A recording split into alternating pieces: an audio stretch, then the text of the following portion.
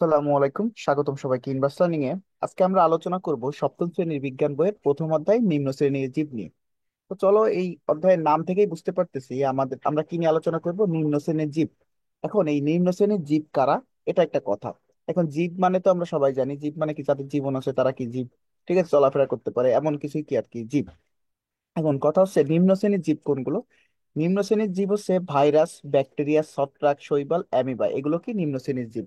মানুষ কিন্তু নিম্ন শ্রেণীর জীব না। তারপরে কি গরু, ছাগল, হাঁস, মুরগি, তারপরে কি বাঘ, এগুলো কিন্তু নিম্ন শ্রেণীর জীব না, এগুলো কি উন্নত উন্নত জীব। ঠিক আছে, তার মানে কি নিম্ন শ্রেণীর জীব কোনগুলো, যেগুলো হচ্ছে খালি চোখে দেখা যায় সেগুলো কি আর কি খালি চোখে দেখা যায় না, সেইগুলো হচ্ছে নিম্ন শ্রেণীর জীব। যেমন কি ভাইরাস খালি চোখে দেখা যায় যায় না, কিন্তু ব্যাকটেরিয়া দেখা যায় যায় না। সেম ভাবে অ্যামিবা তুমি কিন্তু খালি চোখে দেখতে পারবে না, তবে কিছু কিছু ছত্রাক আর কি দেখা যায় খালি চোখে, সেগুলো আর কি আলাদা। কিন্তু বেশিরভাগ জিনিস খালি চোখে দেখা যায় না। এই যে দেখো, কিছু কিছু ছত্রাক ও শৈবাল খালি চোখে দেখা গেলেও অধিকাংশ ছত্রাক ও শৈবাল দেখতে অনুবীক্ষণ যন্ত্রের সাহায্য লাগে। ঠিক আছে, এটা হচ্ছে বিষয়। এখন এই যে অণুজীব বলতেছে না বারবার, এসব অণুজীব বা আদিজীব। অণুজীবের আরেক নাম কি, আদিজীব। কি কি বলে, আদিজীব। এরা কি করে, এরা হচ্ছে মানুষ, গৃহপালিত পশু পাখি ও উদ্ভিদের রোগ সৃষ্টি করে। কারা রোগ সৃষ্টি করে বলতো, এই অণুজীব গুলো। এই রোগ সৃষ্টি করার পাশাপাশি এদের অনেক উপকারী ভূমিকা আছে। মনে করো আমরা কি জানি, ভাইরাস কি করে, জ্বর সৃষ্টি করে, তারপরে অন্যান্য কিছু সৃষ্টি করে, তো ডেঙ্গু জ্বর, তারপরে ম্যালেরিয়া, এগুলো কি ভাইরাস ব্যাকটেরিয়ার মাধ্যমে কিন্তু হয়। এখন কথা হচ্ছে, এরা কিন্তু শুধুমাত্র রোগ সৃষ্টি করে না, এরা অনেক উপকারী ভূমিকা পালন করে। দই সৃষ্টিতেও এই ব্যাকটেরিয়া গুলো সাহায্য করে। আমরা এগুলো পরবর্তীতে জানবো, আজকের লেকচারে হয়তো বা জানতে পারি। তো চলো আমরা দেখি। দেখো এখানে কিছু চিত্র আছে, এই একটা চিত্র, এই একটা চিত্র, এই একটা চিত্র। এটা হচ্ছে ভাইরাসের চিত্র। কিসের চিত্র, ভাইরাসের চিত্র। এটা কি ব্যাকটেরিয়ার চিত্র। এটা কি ছত্রাকের চিত্র। ছত্রাক তো সবাই চিনি আমরা, ব্যাঙের ছাতা নামে পরিচিত একটা জিনিস দেখি না, ব্যাঙের ছাতা বলে অনেকে গ্রামে। ঠিক আছে, মাশরুম, মাশরুম কিন্তু কাইন্ড অফ ছত্রাক। ঠিক আছে, এটা হচ্ছে ছত্রাক। আর প্রথম যেটা, এটা হচ্ছে ভাইরাস, একটা ভাইরাস। ঠিক আছে, এই ভাইরাসটা কি করে, এই যে দেখো, এই যে এরকম ভাইরাস গুলো করে তোমার ব্যাকটেরিয়াকে খেয়ে ফেলে, ব্যাকটেরিয়ার বিরুদ্ধে কাজ করে এই ভাইরাস গুলো। এবার দেখো, মাঝখানে যেটা আছে সেগুলো হচ্ছে ব্যাকটেরিয়া। প্রথমটা ছিল ভাইরাস, পরেরটা কি ছিল, ছত্রাক। আর মাঝখানটা কি, ব্যাকটেরিয়া। কি, ব্যাকটেরিয়া। এখন এই যে ব্যাকটেরিয়া গুলো দেখো, এখানে কি দেখাচ্ছে, ব্যাকটেরিয়ার দেহ কিন্তু এই। আর আশেপাশে যেগুলো দেখতেছো না, এগুলোকে বলে ফ্লাজেলা, ফ্লাজেলা বা লেজ। এই যে ব্যাকটেরিয়া, এখানে হচ্ছে অনেকগুলো লেজ আছে, যার উভয় দিকে আছে। এই দিকেও আছে, এই দিকেও লেজ আছে। আর এইখানে যেটা দেখতে পাচ্ছ সেটা চারিদিকে লেজ আছে। আর এখানে যেটা, সেটার একদিকে একগুচ্ছ লেজ আছে। আর এটাকে কি, একটা মাত্র লেজ আছে। এই কমা ব্যাকটেরিয়া বলা হয়। ঠিক আছে, আমরা এগুলো সামনে জানবো, তোমরা জাস্ট চিত্রটা দেখে মনে রাখতে পারো, এটা কি ভাইরাস, এটা কি ব্যাকটেরিয়া, এটা কি ছত্রাক। ঠিক আছে, তো চলো আমরা এই অধ্যায় শেষে কি কি জানতে পারবো আমি একটু সংক্ষেপে আলোচনা দেখো। অণুজীব কি মানে কারা, তাদের বৈশিষ্ট্য আলোচনা করতে পারবো। অণুজীবের শ্রেণী বিন্যাস, অণুজীব বিভিন্ন রকম শ্রেণীতে হতে পারে। ঠিক আছে, তারপরে দেখো ভাইরাস, ব্যাকটেরিয়া, অ্যামিবার বৈশিষ্ট্য নির্ণয় করতে পারবো।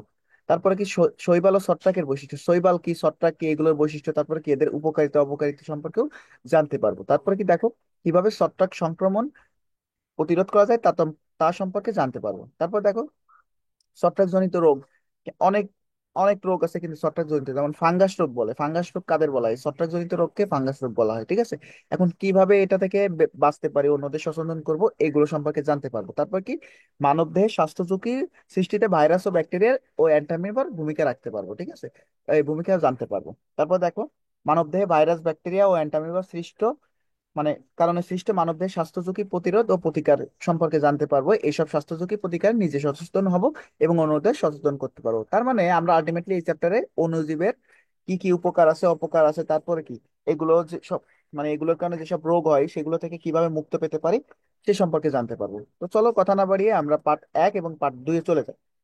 প্রথমটা কি বলা হয়েছে, অণুজীব জগৎ। এই যে যে সকল অণুজীব, নিম্ন শ্রেণীর জীবে কারা ছিল, অণুজীবরা ছিল। এখন অণুজীবদের নিয়ে একটা জগৎ আছে।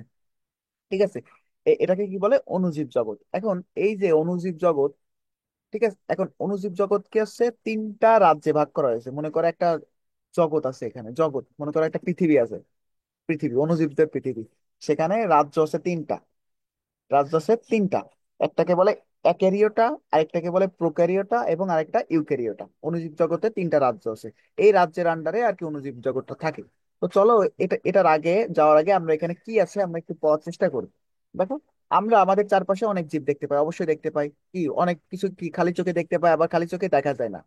এখানে বেশিরভাগ কোষ, বেশিরভাগ অধিকাংশটি কোষে সুগঠিত নিউক্লিয়াস নেই। কি নেই? সুগঠিত নিউক্লিয়াস।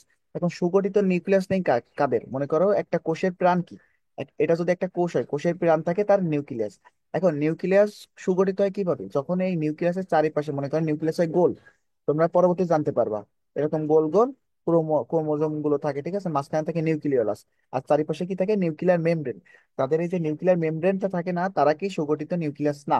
তারপর কি আদার্স অন্যান্য পার্ট গুলো যাদের থাকে না, তারা কি মানে সুগঠিত নিউক্লিয়াস না। তোমরা পরবর্তী চ্যাপ্টারে জানতে পারবা, অথবা পরবর্তী শ্রেণীতে অনেক ডিটেলস জানতে পারবা। তোমরা এটুকু মনে রাখো, যাদের আর কি সুগঠিত নিউক্লিয়ার মেমব্রেন, মেমব্রেন মানে পর্দা, মেমব্রেন নেই, মানে সুগঠিত নিউক্লিয়ার মেমব্রেন, কিসের? নিউক্লিয়ার, নিউক্লিয়ার, দাও বানানটা একটু সুন্দর করে লিখে দিই, নিউক্লিয়ার মেমব্রেন নেই। দেখো, এরা কি নামে পরিচিত? অণুজীব নামে পরিচিত। অর্থাৎ অণুজীব কাদের বলে? যাদের কোষে সুগঠিত নিউক্লিয়াস নেই তাদেরকে কি বলে? অণুজীব বলে। এটা মনে রাখবে, এটা আসতে পারে অণুজীব কাকে বলে। তারপরে দেখো, এসব অণুজীব থেকে সৃষ্টির শুরুতে জীবনের সূত্রপাত হয়েছে। ঠিক আছে, তারপর দেখো, তাই অণুজীবদের আদিজীব বলা হয়ে থাকে। কেন আদিজীব বলা হয়? কারণ কি, এই অণুজীব গুলো থেকে এই সৃষ্টি শুরুতে জীবনের সূত্রপাত হয়েছে, মানে সৃষ্টি শুরু হয়েছে অণুজীবদের মাধ্যমে। ঠিক আছে, এই কারণে কি এরা আদিজীব। আদি মানে কি? প্রাচীন। এরা অনেক পুরনো জীব, এই কারণে কি বলা হয়? আদিজীব। তারপরে দেখো কি বললাম, তোমরা ষষ্ঠ শ্রেণীতে মানে জানতে পেরেছো, যদিও তোমাদের বইটা একটু ডিফারেন্ট ছিল, ওইখানে বলা ছিল কিনা আমার খেয়াল নেই, তবে এটুকু মনে রাখো যে বিজ্ঞানী মার্কিউলিস এবং হুইটেকার জীবজগতের পঞ্চরাজ্য প্রস্তাবনায় অণুজীব সমূহকে মনেরা, প্রতিষ্ঠা ও ফাঞ্জাই রাজ্য দেখতে পেয়েছে। দেখো, এখন এখানে কি বলা হয়েছে? পঞ্চরাজ্য। এখানে কি করেছিল? মার্কিউলিস এবং হুইটেকার নামে দুইজন বিজ্ঞানী ছিল। এরা টোটাল জীবজগৎকে পাঁচটা রাজ্যে ভাগ করে। কয়টা? পাঁচটা রাজ্যে ভাগ করে। এখন এই যে পাঁচটা রাজ্যের ভিতর, এক মিনিট, সরি, এই যে পাঁচটা রাজ্যের ভিতর কি করে? তিনটা রাজ্য হচ্ছে কি করে, এই যে অণুজীব জগৎকে জন্য দেয়। একটাকে বলে মনেরা, আরেকটাকে বলে প্রোটিস্টা, এবং আরেকটা ফানজাই। এই তিনটা রাজ্য হিসাবে আর কি প্রস্তাবনা করেন। তারপরে দেখা যায় এই আবার অণুজীব সমূহের শ্রেণী বিভাগ করতে গিয়ে বর্তমানকালে অণুজীব বিজ্ঞানীগণ এই জগৎকে তিনটি রাজ্যে ভাগ করেছেন। কয়টা? তিনটি রাজ্যে। এখন সেগুলো কি? ক্যারিওটা, প্রোক্যারিওটা এবং ইউক্যারিওটা। এইগুলো সম্পর্কে আমাদের জানা লাগবে। দেখো, এই যে এখানে কি বলেছে? অণুজীব বিজ্ঞানীগণ। অণুজীবের ইংরেজি টার্ম তোমাদের বলি, অণুজীবের ইংরেজি টার্মকে বলে মাইক্রোবায়োলজি, আর যারা অণুজীব বিজ্ঞানীগণ তাদের মাইক্রোবায়োলজিস্ট বলে। ঠিক আছে, তো আমরা শুরু করি। দেখো, রাজ্য এক, নাম কি? অ্যাকেরিওটা। এখন কোথাও যদি অ্যাকেরিওটা দেখো বায়োলজিক্যাল টার্মে, মানে জীব, এটা জীব বিজ্ঞানের একটা অংশ। ঠিক আছে, এই বিজ্ঞানে মানে জীব নিয়ে আলোচনা করা হচ্ছে, কারণ এটা জীব বিজ্ঞান বিষয়ক অংশ। এখন কোথাও যদি এ দেখো, এটা মানে কি? এটা মানে হচ্ছে অ, মানে নেই। আর ক্যারিওটা মানে কি? ক্যারিওটা মানে হচ্ছে কোষ, কোষীয়। ক্যারিওটা মানে কি? ক্যারিওটা, ক্যারিওটা মানে কি? কোষ, কোষীয়। দেখো সব জায়গায় কি আছে? Prokaryota, Eukaryota. প্রো মানে কি? প্রো মানে হচ্ছে আদি। প্রো মানে কি? আদি। আচ্ছা, তোমরা অনেকেই ফ্রি ফায়ার গেম সম্পর্কে জানো। দেখো কি বলতো, প্রো প্লেয়ার বলতো না? প্রো প্লেয়ার বলতে বোঝায় যে আদি প্লেয়ার। ঠিক আছে, মানে ও অনেক পুরনো একটা প্লেয়ার ছিল, একে অনেকে কি বলতো? Pro player. তার মানে কি জানলাম আমরা? প্রোক্যারিওটা মানে কি? আদি কোষী। আর ইউক্যারিওটা মানে কি? প্রকৃত। ইউ মানে কি? প্রকৃত। ইউ মানে কি? প্রকৃত। আর ক্যারিওটা মানে কি? কোষী। এখন এর ভিতরে যে সকল জিনিস আছে, তোমাদের এক্সামে আসতে পারে কি, তুমি অ্যাকেরিওটা কোষ, মানে অ্যাকেরিওটা বলতে কি বোঝো? তুমি কি লিখবে এক্সামে? দেখো, এটার নাম থেকে বুঝতেছি এটা কি? অকোষীয়। তার মানে কি, এসব অণুজীব এতই ছোট যে এদের সাধারণ আলোক অনুবীক্ষণ যন্ত্রের নিচে দেখা যায় না। কারণ কি? কোষ নেই তো। কোষ না থাকলে তো কি দেখাই তো যাবে না, তাই না? এদের দেখতে কি করা হয়? ইলেকট্রন অনুবীক্ষণ যন্ত্র ব্যবহার করে। ইলেকট্রন অনুবীক্ষণ যন্ত্র হচ্ছে অনেক শক্তিশালী একটা অনুবীক্ষণ যন্ত্র, যা সাধারণ অনুবীক্ষণ যন্ত্রের চেয়ে খুব ভালো কাজ করে। ঠিক আছে, অনেক ছোট ছোট জিনিস দেখতে পারে। যেমন কি, এখন এই যে অ্যাকেরিওটা কোষের উদাহরণ কি? ভাইরাস, কারণ ভাইরাসে তো কোষ থাকে না। তারপরে কি? প্রোক্যারিওটা কোষ। প্রোক্যারিওটা মানে কি? আদি কোষী। প্রো মানে কি? আদি। এখন দেখো এখানে কি, আদি কোষীদের সাধারণত কি থাকে না? কোষের কেন্দ্রিকা সুগঠিত নাই। এখন কোষের কেন্দ্রিকা বলতে বোঝায়, বলা হয় নিউক্লিয়াসকে। কাকে বলা হয়? নিউক্লিয়াসকে। অর্থাৎ যেসব অণুজীবের কোষের কেন্দ্রিকা বা নিউক্লিয়াস সুগঠিত নয়, তারাই এ রাজ্যের সদস্য। তারা, যাদের কোষের কেন্দ্রিকা সুগঠিত নয়। এখন দেখো, সুগঠিত কেন্দ্রিকা না থাকায় এদের কোষ কি বলা হয়? আদি কোষ বলা হয়। তার মানে কি, আদি কোষের একটা সংজ্ঞা আছে এখানে। যেসব কোষের কেন্দ্রিকা সুগঠিত না, তাদের কি বলা হয়? আদি কোষ বলা হয়। যেমন কি ব্যাকটেরিয়া। তার মানে কি জানলাম আমরা এখানে? ব্যাকটেরিয়া কোন রাজ্যের অন্তর্গত? ব্যাকটেরিয়া হচ্ছে আদিকোষী বা প্রোক্যারিওটার রাজ্যের অন্তর্গত। তারপরে কি? ভাইরাস কোন রাজ্যের অন্তর্গত? যারা হচ্ছে অ্যাকেরিওটা বা অকোষীয়। এরপরে জানবো ইউক্যারিওটা। এখন ইউক্যারিওটা মানে কি বলছি, ইউ মানে কি বলছি আমি আগে, ইউ মানে বলছি প্রকৃত, ইউ মানে কি বলছি প্রকৃত কোষী। দেখো যেসব কোষের কেন্দ্রিকা সুগঠিত, এটা এটা হচ্ছে সুগঠিত। সুগঠিত মানে কি, যাদের কেন্দ্রিকা অর্থাৎ নিউক্লিয়াস সুগঠিত তারাই কি প্রকৃত কোষ। এখন এদের উদাহরণ কি, এদের উদাহরণ হচ্ছে শৈবাল, এদের উদাহরণ কি শৈবাল, ছত্রাক এবং প্রোটোজোয়া। তার মানে আমরা কি জানলাম, ইউক্যারিওটা রাজ্যের অন্তর্ভুক্ত হচ্ছে শৈবাল, ছত্রাক এবং প্রোটোজোয়া। প্রোক্যারিওটের রাজ্যের অন্তর্ভুক্ত কারা, ব্যাকটেরিয়া। আর অ্যাকিউরেটা কারা, ভাইরাস। এখন এই কথাগুলো কেন বারবার বলতেছি, কারণ এগুলো তোমাদের এক্সামের জন্য খুব ইম্পর্টেন্ট, এগুলো এক্সামে এমসিকিউতে আসে। ঠিক আছে, এটা ছিল আমাদের বিষয়। তার মানে কি দেখো, আমরা এই যে এত সময় যা পড়লাম এখান থেকে নতুন কি কি শব্দ জানতে পারলাম, দেখো নতুন কি কি শব্দ জানতে পারলাম। সেগুলো কি অ্যাকিউরিওটা, প্রোক্যারিওটা, ইউক্যারিওটা এবং অণুজীব, ভাইরাস। ঠিক আছে। তো চলো এবার আমরা জাম্প করি পার্ট 3 এবং পার্ট 4। তার আগে আমি কালারটা একটু চেঞ্জ করে নিই, এবার তোমাদের সবুজ কালার দিয়ে করাই। দেখো পার্ট 3 এবং পার্ট 4 কি আছে, ভাইরাস এবং ব্যাকটেরিয়া। ভাইরাস একটা জিনিস, ব্যাকটেরিয়া আর একটা জিনিস। ঠিক আছে। তো চলো এই যে ভাইরাস ব্যাকটেরিয়া কারা, ভাইরাস, রিকেট, ছত্রাক, ব্যাকটেরিয়া, শৈবাল, প্রোটোজোয়া ইত্যাদি বিভিন্ন ধরনের অণুজীব। মানে কি, রিকেটস কি একটা অণুজীব, ভাইরাস কি একটা অণুজীব। ঠিক আছে, এগুলো চারিপাশে কিন্তু ছড়িয়ে ছিটিয়ে আছে। এরা কি করে, মাঝে মাঝে আমাদের রোগ সৃষ্টি করে, আবার মাঝে মাঝে উপকারও করে। এখন তো চলো আমরা ভাইরাস সম্পর্কে একটু জানি। ভাইরাস জিনিসটা কি, ভাইরাস হচ্ছে যেগুলোকে ইলেকট্রন অণুবীক্ষণ যন্ত্র ছাড়া দেখা যায় না, কারণ কি এদের তো কোনো কোষই নেই, এরা তো অকোষীয় ছিল। এদের ইলেকট্রন অণুবীক্ষণ যন্ত্র ছাড়া দেখা যায় না। এদের গঠনটা ইম্পর্ট্যান্ট, তোমাদের আসতে পারে এদের গঠনটা কেমন। এদের গঠন হচ্ছে সরলতম গঠন। কি, সরলতম গঠনের। ভাইরাস কি গঠন, কেমন গঠনের, সরলতম গঠনের। দেখো ভাইরাসের দেহে কোষ প্রাচীর, মানে কোষই নেই, তার কোষ প্রাচীর কোথা থেকে আসতেছে, তাই না। প্লাজমা লেমা, সুসংগঠিত নিউক্লিয়াস, সাইটোপ্লাজম কিছুই নেই, মানে কোষের যে সকল জিনিসপত্র থাকে সেগুলো কিছুই নেই ভাইরাসের। ঠিক আছে। দেখো শুধুমাত্র আমিষ আবরণ ও নিউক্লিয়াস অ্যাসিড নিয়ে গঠিত। এটা কি, ভাইরাস কি নিয়ে গঠিত, এটা আসবে তোমাদের এক্সামে। আমিষ আবরণ ও নিউক্লিক অ্যাসিড দিয়ে গঠিত। এখন ডিএনএ বা আরএনএ, এই ডিএনএ আরএনএ কি দিয়ে গঠিত হয়, ডিএনএ আরএনএ গঠিত হয় এই যে আমিষ আবরণ এবং নিউক্লিক অ্যাসিড দিয়ে। এখন ডিএনএ এর ফুল ফর্ম তোমাদের বলি, এটাকে বলা হচ্ছে deoxyribonucleic acid, deoxyribonucleic acid. আর আরএনএ এর ফুল ফর্ম আছে রাইবো নিউক্লিক অ্যাসিড। বুঝছো। দেখো ডি মানে হচ্ছে ডি অক্সিরাইবো ছিল, আর আর এন মানে ছিল নিউক্লিক, নিউক্লিক, আর এ মানে কি ছিল, অ্যাসিড। এটা তোমরা মনে রাখো, ডি অক্সিরাইবো, অক্সিরাইবো এখানে ডির পরে কি আছে, অক্সিরাইবো। আর আরএনএ মানে কি, ribo nucleic acid, ribo nucleic acid. তোমাকে ভাইরাস কি দিয়ে গঠিত, এই যে ডিএনএ আর আরএনএ দিয়ে, অর্থাৎ আমিষ আবরণ ও নিউক্লিয়াস আবরণ দিয়ে গঠিত। তারপরে আসি আমরা, দেখো এদের আমিষ আবরণ থেকে নিউক্লিক অ্যাসিড বের হয়ে গেলে এরা এরা এদের জীবনের সমস্ত লক্ষণ হারিয়ে ফেলে। মানে কোনো কারণে যদি এই যে এদের একটা আমিষ আবরণ থাকে, এর মাঝে কি থাকে, এই যে নিউক্লিক অ্যাসিডটা থাকে।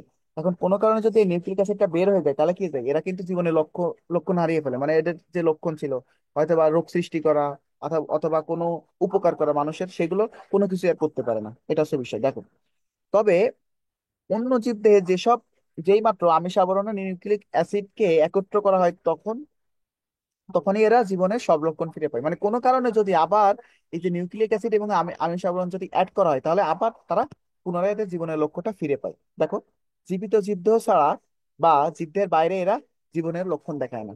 মানে কি, জীবিত জীবদেহ ছাড়া এদের কোনো লক্ষণই নেই। মানে এরা মনে করে মানুষকে একটা জীবিত জীবদেহ না, এরা মানুষের মানুষের দেহের আশেপাশে এরা, এদের যে লক্ষণ, মানে লক্ষণ বলতে কি, এরা যে উপকার করতে পারে অপকার করতে পারে এগুলো শো করে, মানে প্রকাশ করে, আদারওয়াইজ এরা প্রকাশ করতে পারে না। এই কারণে কি, ভাইরাস প্রকৃতি পরজীবী। পরজীবী মানে কারা, কারা পরজীবী হচ্ছে যারা অন্যের উপর আশ্রয় করে বেঁচে থাকে। এই ভাইরাস গুলো কি পরজীবী, কারণ কি জীবিত জীবদের ছাড়া এরা কিছুই করতে পারে না।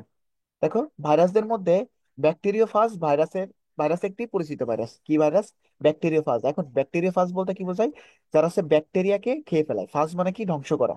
আর ব্যাকটেরিয়া, ব্যাকটেরিয়া, ব্যাকটেরিওফাজ মানে কি, ব্যাকটেরিয়াকে যে ভাইরাস ধ্বংস ধ্বংস করে তাকে কি বলে, ব্যাকটেরিওফাজ। এই যে প্রথমে যে চিত্রটা ছিল এটাকে কি বলে, ব্যাকটেরিওফাজ। মানে ভাইরাস ঠিকই, এখন ব্যাকটেরিওফাজ মানে কি, ব্যাকটেরিয়াকে ধ্বংস করে। তারপরে দেখো চিত্র 1.1-এ এদের গঠন সম্পর্কে দেওয়া। এখন চিত্র 1.1 দেখি, দেখো এটাকে একটি ব্যাকটেরিওফাজ ভাইরাস কণিকা। দেখো নিচে কি থাকে, নিচে এই যে আংটার মতো যেগুলো থাকে এগুলোকে কি বলে, স্পর্শক তন্তু।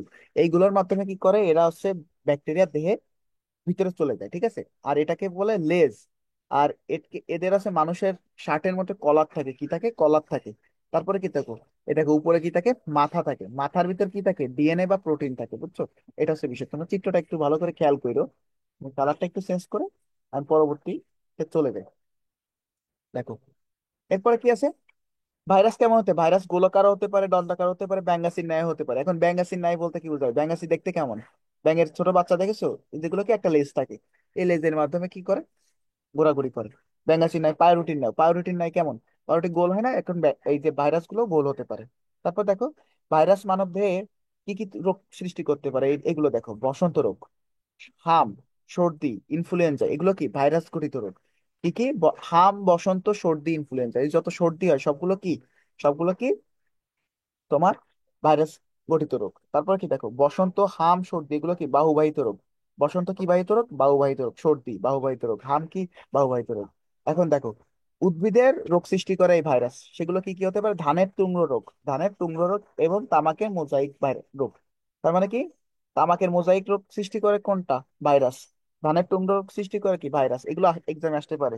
নিচের কোনটি ভাইরাস বাহিত রোগ, ঠিক আছে, কি আসতে পারে, ধানের তুঙ্গ্র। থাকলে উত্তরটা দাগায় নিবা। তারপর দেখো আমরা দেখি ভাইরাসের উপকারিতা। এই যে আমরা ভাইরাস নিয়ে এত সময় পড়লাম যে অপকারিতা গুলো, ভাইরাস কি কি সৃষ্টি করে, হাম, বসন্ত, সর্দি, ইনফ্লুয়েঞ্জা, তারপর কি তামাকের মোজাইক রোগ সৃষ্টি করে।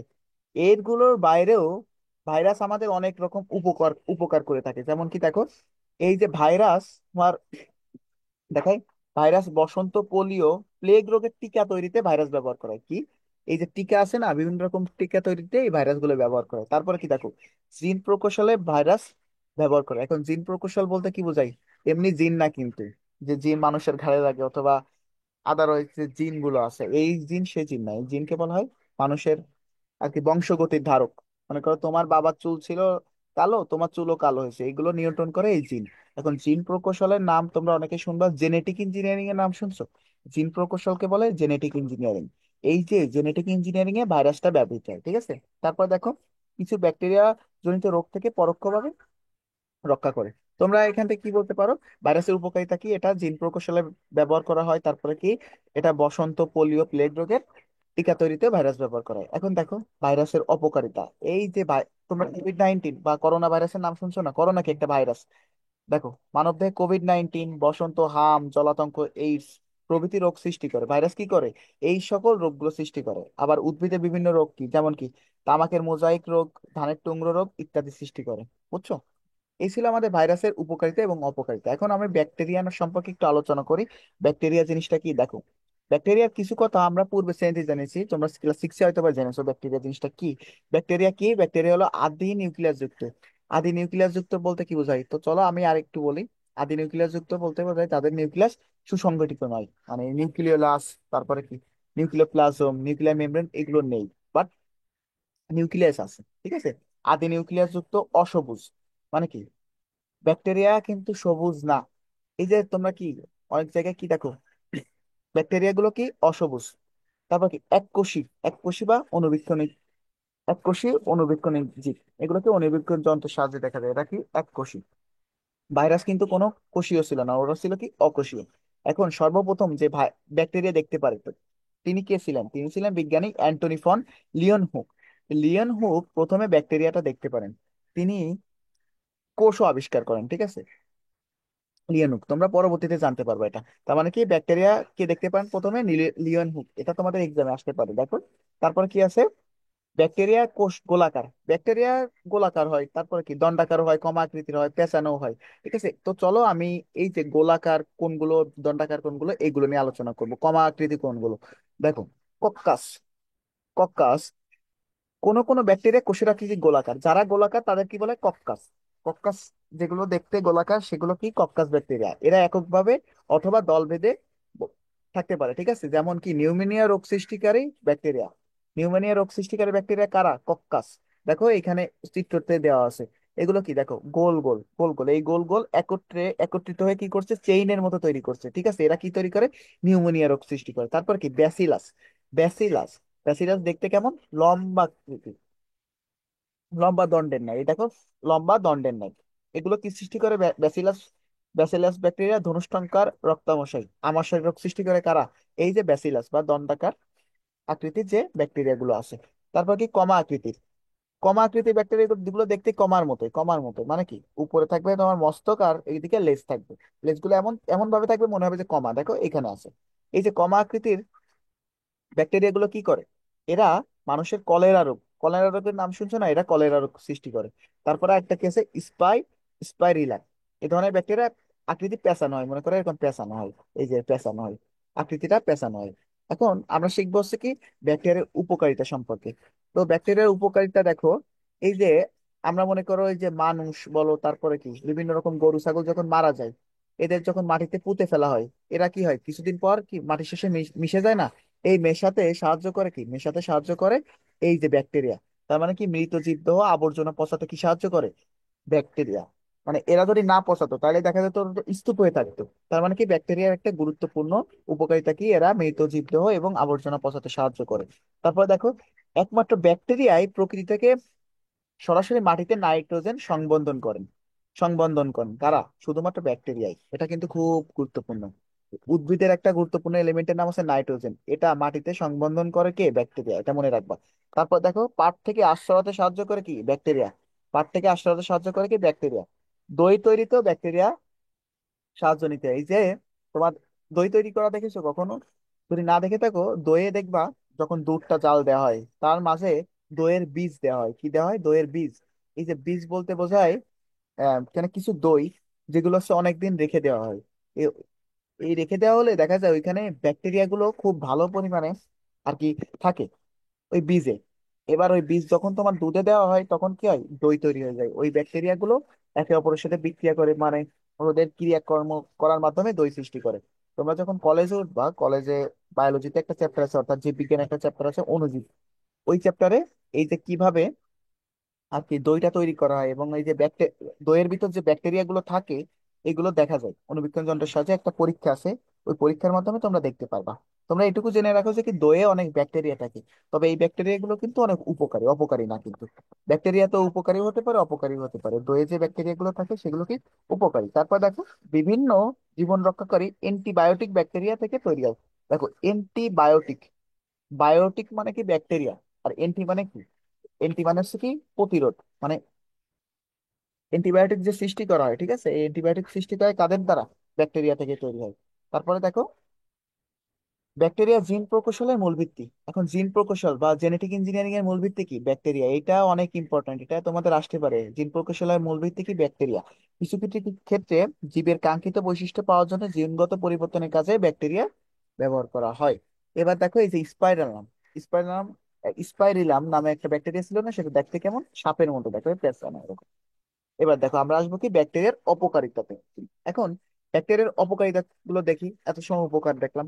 ব্যাকটেরিয়ার কারণে দেখো মানবদের যক্ষা রোগ সৃষ্টি হয়, কলেরা রোগ সৃষ্টি হয়। কলেরা কোন কোন ব্যাকটেরিয়ার কারণে সৃষ্টি হয়? কমা আকৃতির যে ব্যাকটেরিয়া গুলো আছে তাদের কারণে কি কলেরা সৃষ্টি হয়। তারপরে কি আছে? টাইফয়েড, আমাশয় প্রভৃতি রোগ সৃষ্টি করে কি? ব্যাকটেরিয়া। তারপরে কি দেখো, খাদ্যদ্রব্য ফলমূলের পচন ঘটায়।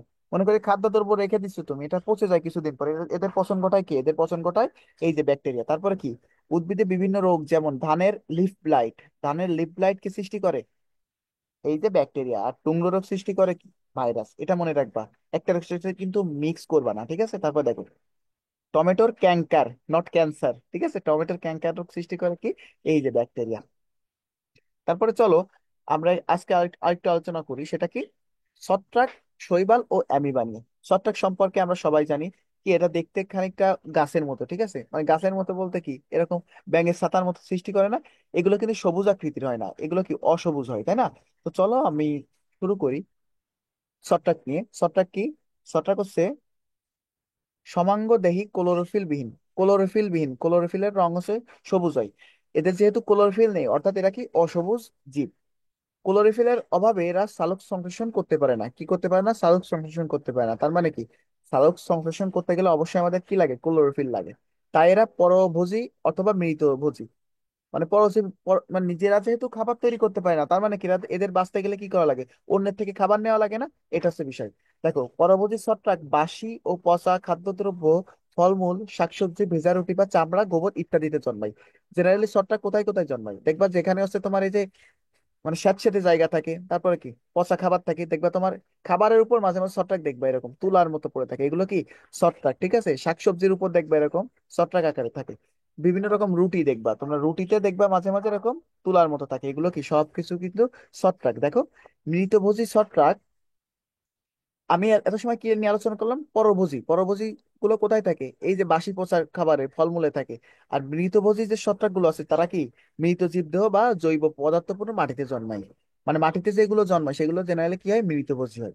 তারপর দেখো ছত্রাকের অর্থনৈতিক গুরুত্ব, মানে ছত্রাক অনেক ধরনের উপকার করে থাকে কিন্তু ভাইরাস ব্যাকটেরিয়ার মতো। তো চলো ছত্রাকের অর্থনৈতিক গুরুত্বটা কি আমরা একটু জানার চেষ্টা করি। পেনিসিলিনের নাম শুনছো তো তোমরা সবাই, তাই না? যদি না শুনে থাকো আজকেই শোনো।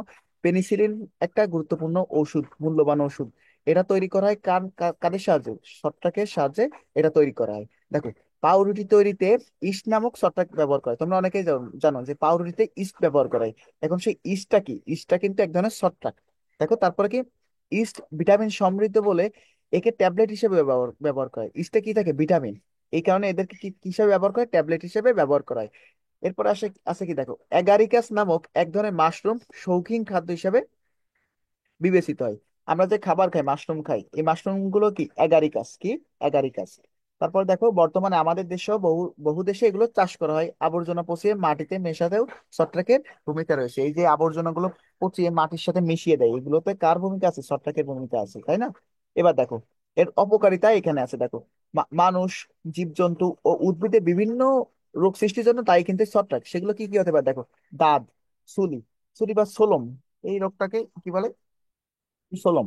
তাদের নাম তো সবাই জানো, এটা আপাতত জানো। তারপর দেখো শ্বাসনালীর প্রদাহ ছত্রাকের সংক্রমণে হয়ে থাকে। হয়তোবা তোমরা এটা ইংলিশ টার্ম শুনছো, শ্বাসনালীর প্রদাহকে বলে ব্রঙ্কাইটিস। অনেকে দেখবা ব্রঙ্কাইটিস হয়, এই ব্রঙ্কাইটিসের পিছনে দায়ী কে, এই যে ছত্রাকের সংক্রমণ। তারপর কি দেখো, ছত্রাকের কারণে তোমার এই যে ফসলের বিভিন্ন রকম রোগ হয়ে থাকে, তার ভিতরে অন্যতম আছে আলুর বিলম্বিত ধসা রোগ। কি, আলুর বিলম্বিত ধসা রোগ। তারপর কি, পাটের কালো পট্টি রোগ, পাটের কালো পট্টি রোগ। তারপর কি, আখের আখের লাল আখের লাল পচা রোগ। এই যে আখ দেখবা না, এই যে আখের ভিতরে কেমন লাল লাল হয়ে থাকে কিন্তু মাঝে মাঝে, এটার জন্য দায়ী কে, এই ছত্রাক দায়ী। ঠিক আছে, এরা সহজেই কাঠ ও বেত বা বাঁশের আসবাবপত্র পচিয়ে আমাদের ক্ষতি করে। এই যে বিভিন্ন রকম সময় দেখবা না, বাঁশ নষ্ট হয়ে যাচ্ছে, বেতের জিনিস নষ্ট হচ্ছে, এদের পিছনে দায়ী কে, এদের পিছনে দায়ী এই যে এই ছত্রাক গুলো। ঠিক আছে, তারপরে দেখো, আমি কালারটা চেঞ্জ করি একটু। ছত্রাক সংক্রমণ প্রতিরোধ করুন। এখন ছত্রাকের কারণে যে যে সকল রোগ হয়, এগুলো থেকে আমাদের তো প্রতিরোধ থাকতে হবে না, প্রতিরোধ গড়ে তুলতে হবে। এখন এগুলো সম্পর্কে থাকতে গেলে আমাদের কি কি করা লাগবে সেটা নিয়ে এখন আলোচনা করব। দেখো, ছত্রাকজনিত রোগ খুবই সহজ। মানে মনে করো আমার যদি ছত্রাকজনিত কোনো রোগ হয়, দেখা যায় তোমার হবে, কিন্তু এটা এতই সহজ। ঠিক আছে, অর্থাৎ আক্রান্ত ব্যক্তির সংস্পর্শে এলে এ রোগ সংক্রমিত হতে পারে। এসব রোগ থেকে নিরাপদ থাকতে যা যা করা দরকার, আমাদের এই রোগ থেকে নিরাপদ থাকতে গেলে যা যা করা দরকার সেগুলো নিয়ে আমি একটু কথা বলি। দেখো, ছত্রাকজনিত রোগে আক্রান্ত ব্যক্তির ব্যবহৃত জিনিসপত্র। মনে করো আমার ছত্রাকজনিত একটা রোগ হয়েছে, আমার এই জিনিসপত্র যাতে তুমি ব্যবহার না করো সেদিকে সচেষ্ট থাকতে হবে। ঠিক আছে, যেমন কি কাপড় চোপড়, চিরুনি, টুপি, স্যান্ডেল। মনে করো আমি যে চিরুনি ব্যবহার করি, তুমি কিন্তু সেটা ইউজ করবে না। এটা হচ্ছে বিষয়। ছত্রাকজনিত রোগে আক্রান্ত ব্যক্তির সংস্পর্শে কম আসা, মানে মনে করো আহ কোন কারো ছত্রাকজনিত রোগ হয়েছে, তার সংস্পর্শে খুব বেশি না যাওয়া, এটা হচ্ছে একটা বিষয়। তারপরে কি দেখো, ছত্রাক আক্রান্ত উদ্ভিদের ঔষধ ছিটানো বা উদ্ভিদ তুলে পুড়িয়ে ফেলা। মানে যদি কোনো উদ্ভিদের এই ছত্রাকজনিত রোগ হয়, সেক্ষেত্রে কি করতে হবে, উদ্ভিদটা তুলে পুরোটাই পুড়িয়ে ফেলতে হবে। বুঝছো, এটা হচ্ছে বিষয়। মানে এইগুলোর মাধ্যমে দেখা যাবে এক উদ্ভিদ থেকে অন্য উদ্ভিদে ছড়িয়ে যাবে না এই রোগটা। তারপরে আসি আমরা তারপরে আসি আমরা শৈবাল নিয়ে আলোচনা করি। এখন শৈবালও সেম সমাঙ্গ বর্গের ক্লোরোফিল যুক্ত। দেখো ছত্রাকের কিন্তু ক্লোরোফিল ছিল না, বাট এদের শৈবালের ক্লোরোফিল আছে এবং সবুজই। উদ্ভিদটাই শৈবাল, মানে যাদের ক্লোরোফিল আছে এবং সবুজই। আর ছত্রাকের কি ছিল, ক্লোরোফিল বিহীন এবং পরভোজী ছিল। তার মানে কি, শৈবাল ছত্রাকের বিপরীতটা। দেখো, এরা মাটি, পানি ও অন্য গাছের উপর জন্মায়। কোথায় কোথায় জন্মায়, মাটি, পানি ও অন্য গাছের উপর জন্মায়। সবুজ ছাড়াও লাল, বাদামি ইত্যাদি রঙের শৈবাল দেখা যায়। লালও হতে পারে, বাদামি হতে পারে। দেখো, এবার বেশিরভাগ সময় জলাশয়ে যে শৈবালটা জন্মায় সেটার নাম কি, স্পাইরোগাইরা। এটা মনে রাখবা, স্পাইরোগাইরা, এটা কি একটা শৈবাল, যেটা বেশিরভাগ সময় কোথায় দেখা যায়, জলাশয়ে দেখা যায়। এবার আমরা আলোচনা করব শৈবালের উপকারিতা। দেখো শৈবালের উপকারিতা সম্পর্কে একটু দেখি। আইসক্রিম তৈরিতে সামুদ্রিক শৈবালজাত অ্যালজিন ব্যবহার করে। কি ব্যবহার করে? অ্যালজিন। আইসক্রিম তৈরিতে কি ব্যবহার করা হয়? অ্যালজিন। সামুদ্রিক শৈবাল আয়োডিন ও পটাশিয়ামের ভালো উৎস হিসাবে কাজ করে। সমুদ্রে যে সকল জিনিসপত্র থাকে, সামুদ্রিক মাছেও কিন্তু আয়োডিন থাকে, তাই না? আয়োডিন মেইনলি কোথায় থাকে? লবণে থাকে, তাই না? লবণ আয়োডিন থাকে না, আয়োডিন যুক্ত লবণ। তোমরা যখন সমুদ্রের কোনো কিছু দেখবা, তখন তোমরা চোখ বন্ধ করে বলতে পারবা সেখানে আয়োডিন থাকে। যেহেতু তোমার এই যে এই শৈবালগুলো, সামুদ্রিক শৈবাল শৈবাল কোথায় থাকে? সমুদ্রে থাকে। সেক্ষেত্রে বলতে পারে কি এখানে আয়োডিন থাকে, আয়োডিনের ভালো উৎস হিসেবে কাজ করে। পাশাপাশি কি পটাশিয়ামেরও ভালো উৎস হিসেবে কাজ করে। দেখো, মৎস্য চাষে শৈবাল খাদ্য হিসেবে ব্যবহৃত হয়। মাছের খাবার হিসেবে অনেক সময় শৈবাল ব্যবহার করা হয়। এবার দেখো, শৈবালের অপকারিতা সম্পর্কে একটু দেখি। শৈবালের অপকারিতা কি? মানুষ ও উদ্ভিদের বিভিন্ন রকম রোগ সৃষ্টি করতে কিন্তু এই শৈবাল দায়ী। যেমন এক ধরনের শৈবাল চা পাতার, দেখো, চা পাতা রেড ব্লাস্ট রোগ সৃষ্টি করে কোনটা? এই শৈবাল। এটা মনে রাখবা, শৈবাল কি করে?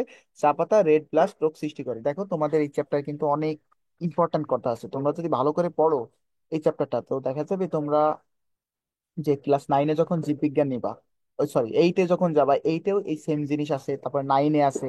তারপর তুমি যখন কলেজে পড়বা, কলেজে মানে বিস্তারিত আলোচনা আছে। তোমাদের বেসিক গঠন করার জায়গা হচ্ছে এটা।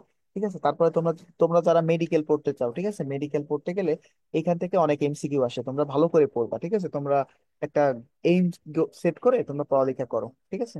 তো এই যে ইম্পর্টেন্ট যে কথাগুলো আছে আমি বারবার দাগিয়ে দিচ্ছি, বারবার বলতেছি, এগুলো অনেক ভালো করে পড়ো। তো দেখো, এরপরে আছে কি, জলাশয়ে শৈবালের আধিক্য দেখা দিলে জলজ প্রাণী ও মাছ অক্সিজেনের অভাবে মারা যেতে পারে। এই দেখো, শৈবাল যে পানিতে থাকে, এই পানিতে বাস করতে গেলে কি লাগে? ওদেরও তো অক্সিজেন লাগে, তাই না? অক্সিজেন গ্রহণ করে। তখন দেখা যায় কি, জলজ যে প্রাণী আছে, মাছ আছে, তাদের যে অক্সিজেন প্রয়োজন, সেগুলো সংকট সৃষ্টি হয়, যার কারণে কি এই মাছগুলো মারা যেতে পারে। এরপরে আসি কি, আমরা অ্যামিবা নিয়ে একটু আলোচনা করি। দেখো, অ্যামিবা দেখতে কেমন? অ্যামিবা তোমরা আঁকানো একদম সহজ, এরকম এরকম এরকম করে দিলে অ্যামিবা আঁকানো হয়ে যায়। ঠিক আছে? দেখো এখানে বাম সাইডে তোমাদের অ্যামিবা আছে, ডান সাইডে সরি, অ্যামিবার আণুবীক্ষণিক গঠন আমি তোমাদের একটু চিত্রটা একটু বোঝাই বলি। দেখো, মাঝখানে আছে কি নিউক্লিয়াসটা। এই নিউক্লিয়াসের মতো দেখো, এই এর ভিতরে একটা গহ্বর আছে যেটাকে বলে খাদ্য গহ্বর। আর এই যে যেরকম এই যে বাঁকানো জিনিসগুলো দেখতেছো না, এইগুলোকে বলা হচ্ছে ক্ষণপদ। কি বলে? ক্ষণপদ। আর প্লাজমা, প্লাজমা জেল। এই যে ভিতরে দেখো, এই যে এই যে তোমার পর্দার আশেপাশে আরেকটা এরকম পর্দা আছে যেটাকে বলে প্লাজমা জেল। আর এর ভিতরে যেটা আছে তাকে প্লাজমা সল বলে। ঠিক আছে? একটু প্লাজমা বাইরের যে, এই যে প্লাজমা জেলের বাইরের অংশ কি বলে? একটু প্লাজম। আর ভিতরে পানি গহ্বর থাকে। ঠিক আছে? আর এর ভিতরে দেখো কিছু কিছু গহ্বর থাকে যেগুলোকে বলে সংকোচনশীল গহ্বর। এখন আমি আলোচনা করব অ্যামিবা নিয়ে। তো চলো অ্যামিবা নিয়ে একটু কথা বলি। প্রতিষ্ঠা রাজ্যের, কোন রাজ্যের এটা? প্রতিষ্ঠা রাজ্যের সদস্য অ্যামিবা এককোষী জীব। এরা কেমন? এককোষী জীব। এদের দেহ কেমন হয়? ক্ষুদ্রাকার হয়। কেমন হয়? ক্ষুদ্রাকার হয়। অণুবীক্ষণ যন্ত্র ছাড়া দেখা যায় না, একটা মাত্র কোষ যেহেতু, সেহেতু তো আমরা খালি চোখে তো দেখতেই পারবো না, সেক্ষেত্রে দেখতে গেলে কি করা লাগবে? আমাদের অণুবীক্ষণ যন্ত্র ইউজ করা লাগবে, তাই না? এরপর দেখো, এরা প্রয়োজনে দেহের আকার পরিবর্তন করতে পারে। এখন এরকম আছে, প্রয়োজনে এরা এরকম ছোট হতে পারে। ঠিক আছে? দেখো, এদের দেহ থেকে আঙ্গুলের মতো তৈরি অভিক্ষেপকে কি বলে? ক্ষণপদ। এই যে দেখো, আঙ্গুলের মতো তৈরি যে সকল অভিক্ষেপ আছে, এদের কি কি বলে? ক্ষণপদ। অর্থাৎ তোমাদের এক্সামে যদি আসে ক্ষণপদ কাকে বলে, তোমরা বলবা অ্যামিবার দেহে, দেহ থেকে আঙ্গুলের মতো তৈরি অভিক্ষেপকে কি বলে? ক্ষণপদ বলে। এর সাহায্যে অ্যামিবা খাদ্য গ্রহণ করে। ক্ষণপদের সাহায্যে কি করে? খাদ্য গ্রহণ করে, চলাচলও করে। ঠিক আছে? তারপরে কি দেখো, এদের যে পানি গহ্বর, খাদ্য গহ্বর ও সংকোচনশীল গহ্বর থাকে। এদের সারা দেহ একটি পাতলা ও স্বচ্ছ পর্দা দিয়ে ঘেরা থাকে। কি থাকে? পাতলা ও স্বচ্ছ পর্দা দিয়ে ঘেরা থাকে, যাদেরকে কি বলে? প্লাজমালেমা। এগুলো তোমরা ভালো করে মনে রাখবে, এগুলো তোমার ক নম্বর প্রশ্ন আসতে পারে, প্লাজমালেমা কাকে বলে। তোমরা কি বলবা? অ্যামিবার সারা দেহে একটি পাতলা ও স্বচ্ছ পর্দা দ্বারা ঘেরা থাকে, এদেরকে কি বলে? প্লাজমালেমা। অ্যামিবা পানিতে, স্যাঁতসেঁতে মাটিতে, পুকুরের তলায়, পচা জৈব আবর্জনায় জন্মে। তার মানে কোথায় কোথায় জন্মে দেখো, এরা পানিতেও জন্মে, স্যাঁতসেঁতে পরিবেশে জন্মে, মাটিতে জন্মে, পুকুরের তলায় পচা আবর্জনার মধ্যে জন্মে। এরপরে আমরা পরবর্তী লেকচারে আর কি অ্যান্টামিবা থেকে শুরু করবো। ঠিক আছে? আজকে অনেক বড় একটা লেকচার হয়ে গেল। আশা করি তোমরা বিষয়গুলো বুঝতে পারছো। যদি কিছু শিখে থাকো এবং বুঝে থাকো, অবশ্যই চ্যানেলটি সাবস্ক্রাইব করতে পারো, বন্ধুদের সাথে শেয়ার করতে পারো, এবং লাইক কমেন্ট করতে পারো, এবং বন্ধুদের সাথে অবশ্যই শেয়ার করবা। ঠিক আছে? ধন্যবাদ সবাইকে ভিডিও দেখার জন্য।